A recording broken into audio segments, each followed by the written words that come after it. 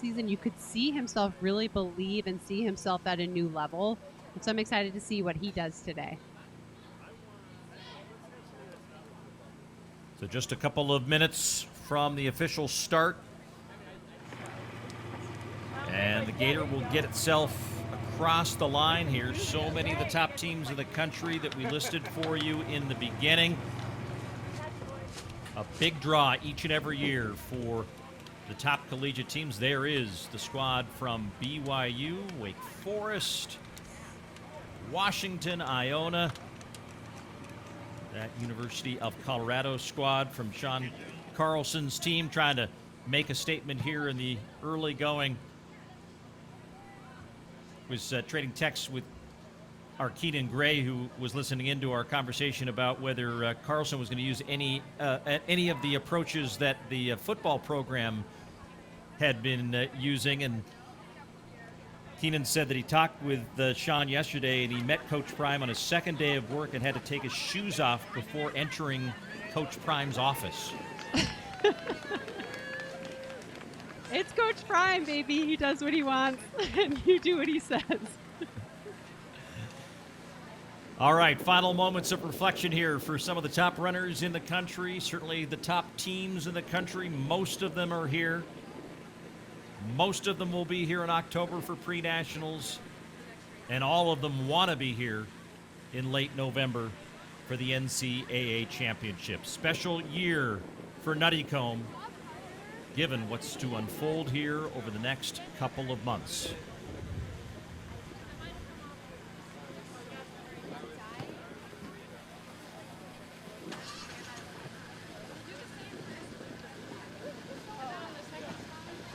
Hear that wind adding to the dimensions here. Runners are ready. The starter's ready. Gun is up.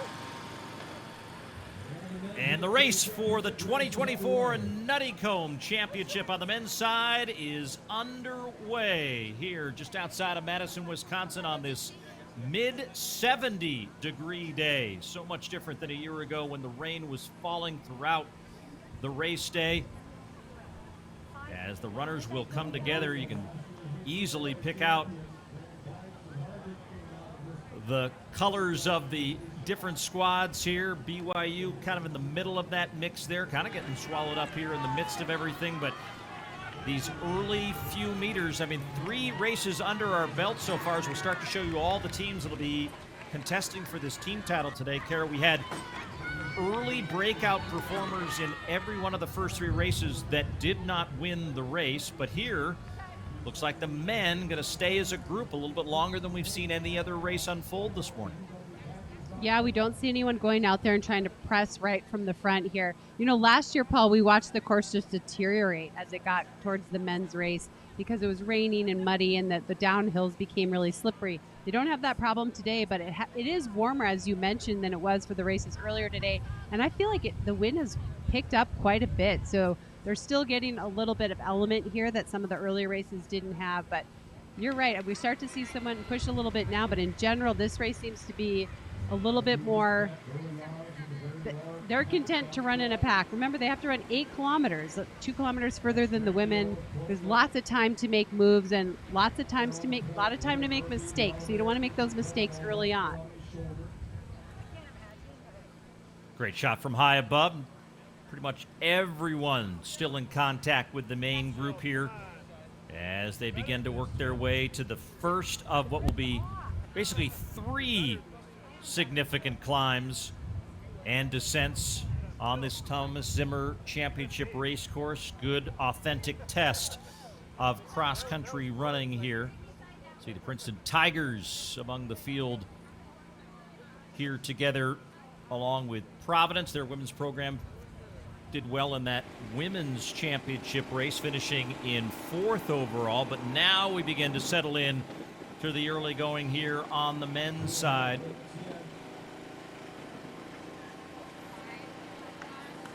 And again, we'll have splits at 2 and 4 and at 6 kilometers to help us keep an eye on that, both the team and individual races here. Yeah, and we saw right in the middle of the screen was Parker Wolfe, who we chatted about a little bit earlier, who won that 5,000 meter NCAA title last year. was third at the Olympic trials in the 5,000. I think he really wants to establish himself today and really say last year was no fluke. I am on the rise and I am the next great, distance runner. So he's positioned himself well here in that lead pack, but not necessarily leading. But they're climbing right now. But definitely more packed and bunched than the women. No breakaways, not yet.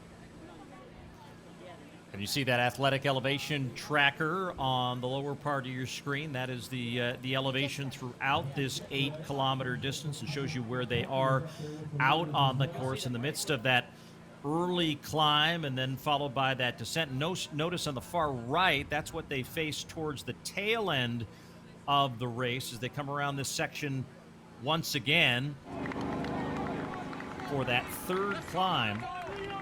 And we always love that portion of the race because it can sometimes bring the field back into play if there was a breakaway leader in the race. Matt Strangio of Portland was among the early leaders here, but we're now seeing a move by Robin Cuemo-Berra, the freshman from Iowa State. And Carrie, you talked about, a lot of these schools starting to bring in new talent very quickly and can change the fortunes of a program almost overnight. Justine Kipkoech, another freshman, this one from Eastern Kentucky, as they've moved away from Parker Wolfe and are confidently running this first 2K and moving a bit ahead of the rest of the field. Yeah, it's almost like they found each other, Paul, and just decided they were going to work together here. They're sort of moving away here. Nothing super, super decisive yet, but definitely starting to put a little change in the pace here and see if they can get some separation from the rest of the field. A little bit more conservative approach than we saw from the women's races, but doesn't mean they're not going to get aggressive here now as they approach the 2-kilometer mark. So we'll get that kilometer complete, and then we'll have the ability to bring you updated individual and team standings in real time. You see the athletic course tracker bringing us up and to that 2-kilometer mark as they work their way back towards where they started this race a little more than 5 minutes ago. When they're in the woods there, they get a little break from the sun. They get a little break from the wind. When they come out, they're just totally exposed. So that any wind they're definitely feeling. But we're going to start seeing some times here now, Paul, as they cross that 2-kilometer mark. Yeah, as that gator makes the turn, as they reach the line at 5:35 on the clock with Cuemo-Berra officially in the lead. Then Kipkoech, Parker Wolfe, Ethan Strand, the pair from North Carolina, Strangio of Portland. McCall of Iowa State makes it 2 Cyclones in the top 6. Rocky Hansen, one of our pre-race individual stars to watch, in 7th. Murphy of Villanova, Casey Klinger of BYU, the top Cougar in 9th, and then Luke Tewalt of Wake Forest rounding out the top 10. BYU, however, by virtue of that spread of just 3.9 seconds, has them in the leadership position early on. We saw a lot change between the first and the last team scores we saw in that women's race, so we'll keep an eye on the leaders with BYU, Portland, and Wake Forest there early. Washington in the top 5. Their women's squad won that race. Virginia, who had the lead on the women's side after the first split, are in 4th after 2K here on the men's side. Paul, that's one of the reasons why BYU is so good, as you just mentioned. Their spread is so small. They don't necessarily have someone in the lead, but they have, Casey Klinger's right there, but they have this group of men that are running together, not a lot of separation between them. So when they come, it's like a blanket of BYU athletes. And so sometimes you don't necessarily have to have a big superstar. You have a group of athletes that can work together and stay together.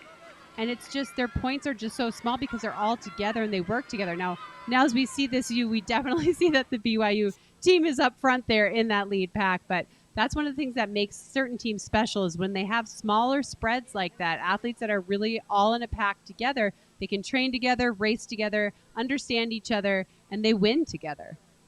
Yeah, and if you go out to their full 8 that they have in the field, Their spread for the 8 men for BYU is under 11 seconds, and the guy who is last in that order is James Corrigan, who happens to be an Olympian who is out there in his cross-country debut for the BYU Cougars here in 2024. Remarkable running so far by BYU's depth.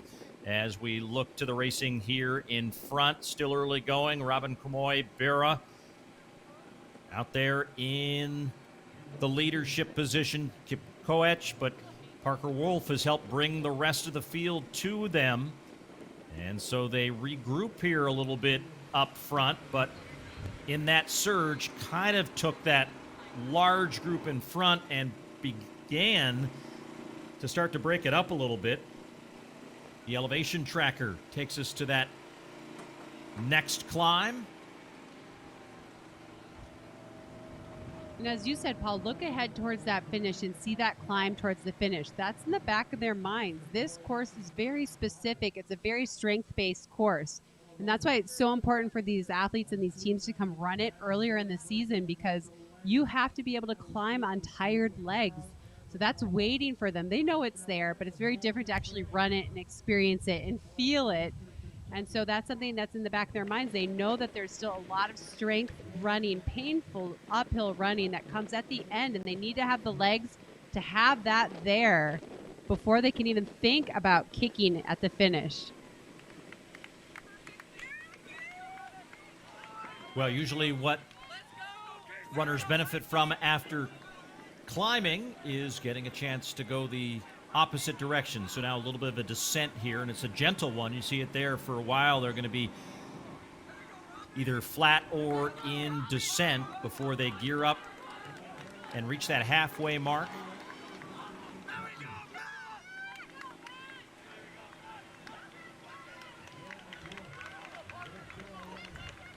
And on those little downhills, they're just trying to recover a little bit, like keep the legs moving, but try to slow the breathing down a little bit, just gather themselves, because this course is so difficult and they know they're going to have to climb again. So they got to keep moving because they're not relenting on the pace whatsoever, but just trying to think about active recovery, calming yourself down, using those downhills as your little bit of reprieve.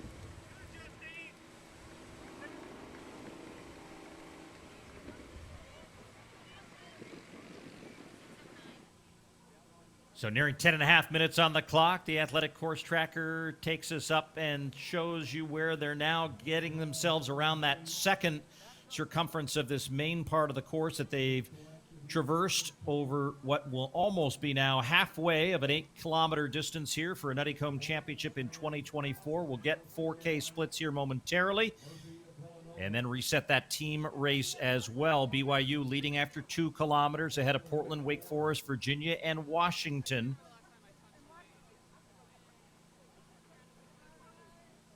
As they work their way through that tree line space here, regather the signal from the gator and go back downstairs here in a moment as they reach 4 kilometers.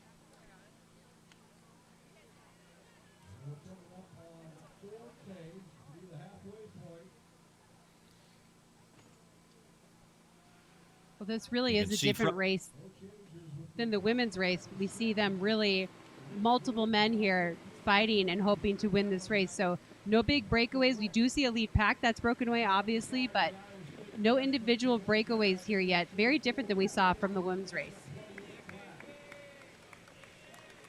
So they've come through halfway in 11:28, and Parker Wolfe was given officially the halfway mark lead, as he was for a moment ahead of Robin Kamoy-Berra, who's now back in front, but they're really kind of running side by side. Kip Koech, the freshman out of Eastern Kentucky, Ethan Strand, Casey Klinger in the sunglasses, middle of picture, has moved up now into the top 5 in 5th, followed by Rocky Hansen, pair of runners from Villanova, Liam Murphy and Marco Langen.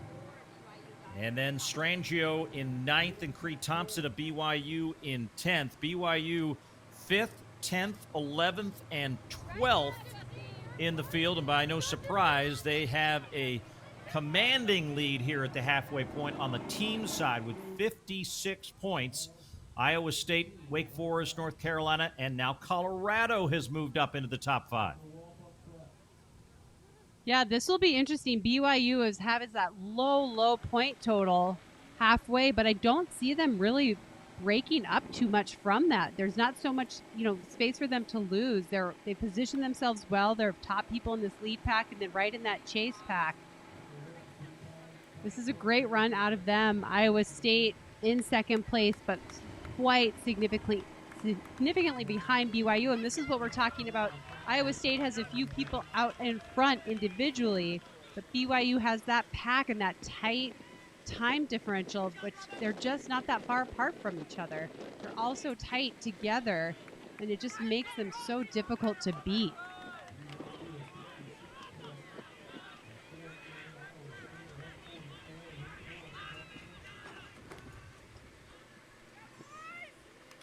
So you see the fifth place runners for each of the top teams and how that has a bearing and an impact on the overall team race. Love Parker Wolfe's patience early on after letting those two freshmen get out and away from him.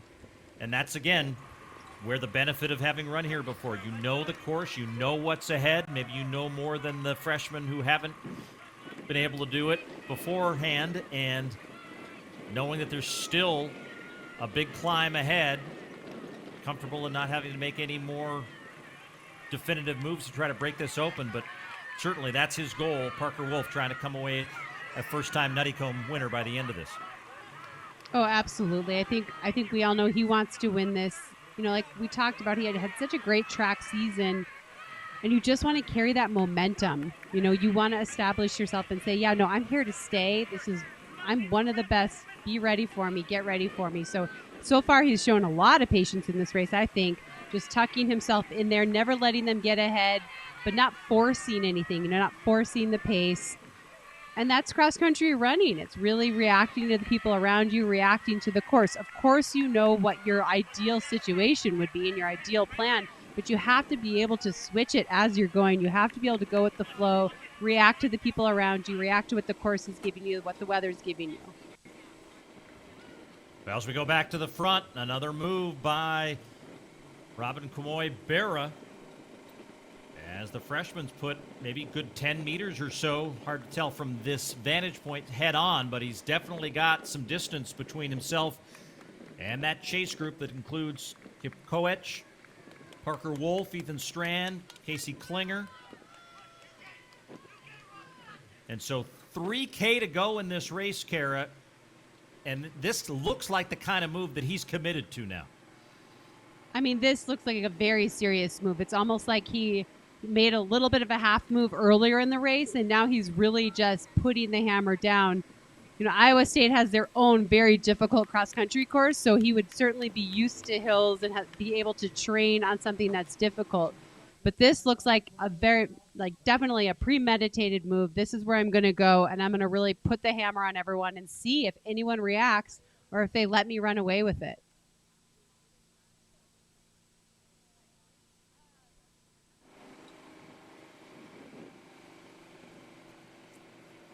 And just in a span of, a couple of minutes of racing here, Kara, he has really put some distance, and you can see it maybe from at least one or two, including Parker Wolfe there, I think they're trying to at least find a way to respond, knowing that these hills are coming, and that may help them if they've got more momentum than he does with about a K to go.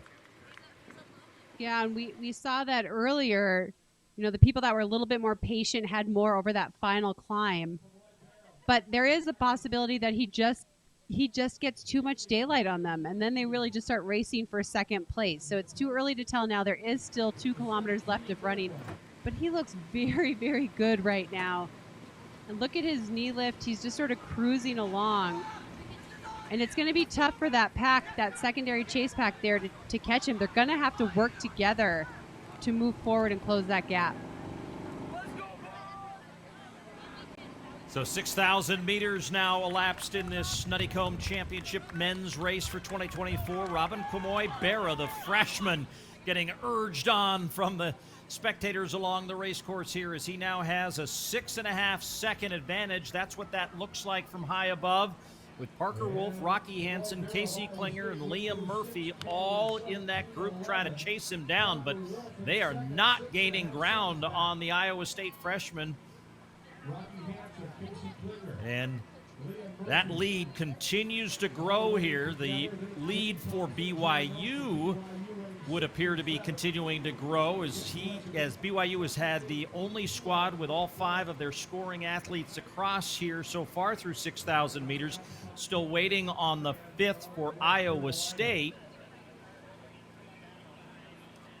And we talked about how that 5th place runner can make all the difference. Iowa State very strong at the top. They got 4 men in the top 35, but still waiting on runner number 5 here. And now finally they get their 5th runner and will be in 2nd place here with 2 kilometers to go, as they have 119 points. So BYU firmly in control. The spread still impressive, but a little bit bigger than it was early on when it was just 3 seconds, I think, at the end of that first 2 kilometer split. But still under 30 seconds. It's pretty impressive how they have really run as a team here so far today. And you can see BYU's 5th place runner and that 27-7 spread, really a difference maker in what appears to be BYU's commanding control of that team race here at Nuttycombe. Yeah, I mean, this is a statement by BYU. I think they're going to keep this together. You know, they only have a little over a K to go now. They seem to be holding it together well. And now it's kind of interesting to focus to this individual race right here. This is a heck of a race on a windy, warm day. You know, they still have 1.2 kilometers to go, so there's still some running left. But that chase pack, they got to start to move now, Paul. They're going to run out of room if they want to challenge for the individual title here today. So the Iowa State freshman who, when he was signed by Iowa State, all the chatter on social was about the rumor that he had broken 14 minutes in the 5,000 meters at 7,000 feet of elevation. As someone that lives at elevation, Kara Goucher, can you even put your mind around that rumor? No, I mean, if that rumor is true, that's very, very impressive. It sounds like a very painful 5,000 meters and very fast 5,000 meters for that time. I do feel like this chase pack is making a little bit of ground here. I feel like they're scraping away at that lead just ever so slightly. They're getting back up there and closing that gap. Yeah, and I think they've worked with each other. I think it's been a combined effort, and the benefit of having some people to run with. In this case, Wolfe, Hansen, and I believe Murphy. I'm thinking Klinger's back there in 5th position, to be confirmed here in a moment. But the race that was seemingly in control by the Iowa State freshman is no longer controlled, as Parker Wolfe was not going to allow this freshman to ruin his chance to finally come home with a Nuttycombe title. But it's going to set up for a fabulous finish here with less than a kilometer to go. We now have 4 men, and with Klinger, potentially 5 if he can get back into contact, as they're all racing towards that individual Nuttycombe title. It almost looks like Famoy Berra has started to lose a little momentum and is falling back as they crest that hill. And Parker Wolfe now in the lead. Yeah, the top 3 we see right now showed a lot of patience early on. They never panicked. They never, freaked out and felt like they had to go faster than they needed to go. And now we have a race on our hands between these 3. Parker Wolfe is trying to put this away. He's trying to establish a little bit of a lead here, maybe break their spirits a little bit here with about 400 meters to go. So he is opening up a lead ever so slowly, but ever so surely here now, Paul. And he's going to the arms and is really starting to kick here now and pull away here for the win. Well, this is his 4th career. Nuttycombe still eyeing that individual crown. He was 24th as a freshman, 6th as a sophomore, and 7th as a junior last year. So he now moves into that finish line chute.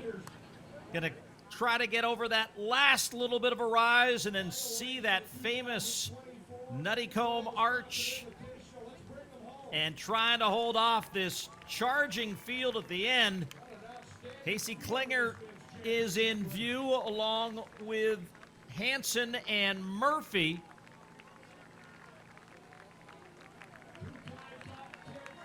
And restating the 3 times a charm, it took Parker Wolfe 4 times, but he is going to enjoy these final few strides as he finally checks the box as a Nuttycombe champion here in 2024. As he takes the victory, 23:04. Rocky Hansen out of Wake Forest will finish second. Murphy of Villanova in third, and Klinger able to get past Kuomoi Berra, who just comes across the line. Gutty performance for the freshman, who felt that last 2K as he was eventually returned to earth and overtaken by that chase group. He will wind up in 5th, and now we await that inevitable 5th runner for BYU to come across the line in a scoring position, as they will, Kara, clearly win this team title. 44 points unofficially for BYU. And, you know, as everyone gets to the line here, there's going to be a lot of other teams pretty happy and feeling successful coming out of this. But BYU, after sweeping the top 2 places in the B race, uses their Olympian as their 5th place runner and takes the overall win here in the team race for Nuttycombe. They're going to have to feel really good about this. Yes, it's early in the season, but that was very, very dominant. And as you mentioned, Paul, they dominated that B race. So they know if one of their guys gets injured, if they have a hiccup, someone gets sick, they have people ready to move up into those positions. So this was quite the effort from BYU today, and it really does send a message that they're ready this year. They're ready to contend for that national championship. You can see teammates coming to each other's aid there. A couple of Princeton athletes wrapping up right in front of the camera as we see the carnage on the course here. The final race of the day on a very warm afternoon, into the upper 70s now at race time. And these athletes still trying to get themselves to the line and add to their team totals. BYU, Iowa State, Wake Forest. Looks like they will hold on and be the top 3. North Carolina finishing in 4th, helped by that win by Parker Wolfe. Also had Ethan Strand finishing back in 7th position. And the Washington Huskies, their women, won the women's championship race at Nuttycombe. And Andy Powell's group from the Pacific Northwest looks like they will finish in 5th.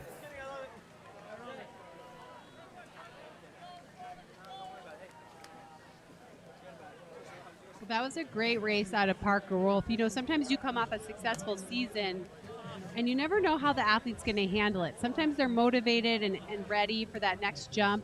Sometimes it's a lot of pressure that they're not used to. It just felt like Parker Wolfe in his interviews leading up to this, he's just calm and relaxed. He understands his fitness. He understands his talent. And I think he just really showed it. He showed so much patience throughout that race, just waiting until the timing was right for himself, didn't panic, you know, as someone was breaking away in the lead. And that was a great effort out of him. You just never know how people are going to come off of a season of success. But I think he answered a lot of questions today. And it is often mentioned that the success at Nuttycombe as an individual has some bearing on your success and potential as an NCAA champion. So Parker Wolfe thinking ahead, and he will have another chance, we would assume, to have a chance to race for an NCAA title as he finishes off the victory here. And again, NCAA's here in Wisconsin on this course, slightly longer distance, on November 23rd, as they will return the NCAA championships back to Thomas Zimmer once again.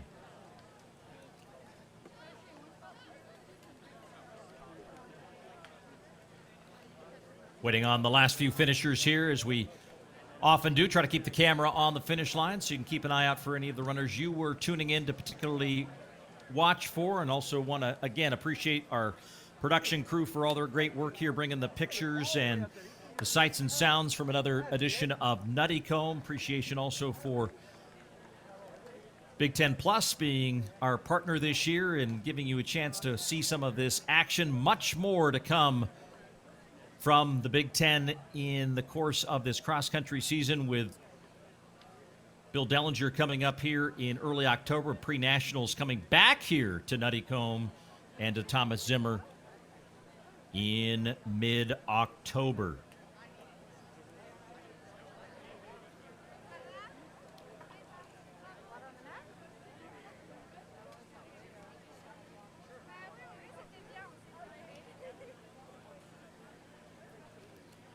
Great look at the course and a satisfied group of spectators who saw a lot of great championship racing today. They'll be out in full force in October. And then, of course, in November, there is that iconic finishing chute. And the first man to get across it is Parker Wolfe, who's with Mike J.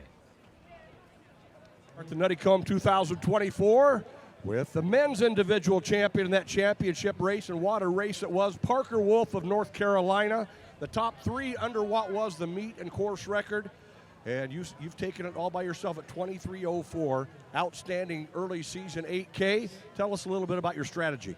It wasn't really a strategy. It was just kind of hang on and see what other moves are made and just see where we can finish up. I mean, first race of the season, just getting into the swing of things, so it's good to come away with a really hard-fought win. And a couple freshmen up there early that you knew nothing about. That may be a little bit of a surprise to you guys? Yeah, absolutely. I think there's a lot of uncertainty going into this race of just where everyone was going to be.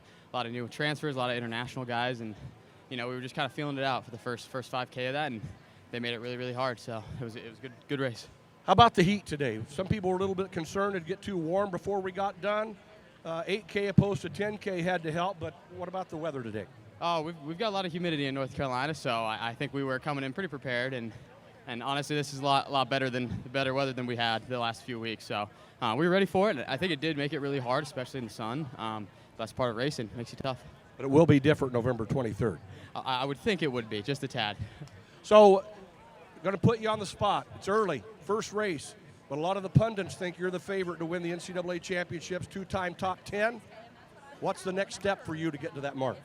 Absolutely, just trying every day to get better, and I think this year is being in contention for that title more so than last year, and same with going into the season. We've got a really big team mindset and seeing how high we can play, so I'm really excited for that and to see how the season progresses. Parker Wolfe, ladies and gentlemen, the 2024 Nuttycombe champion, meet and course record holder. Congratulations. Well, Kara, that's going to be his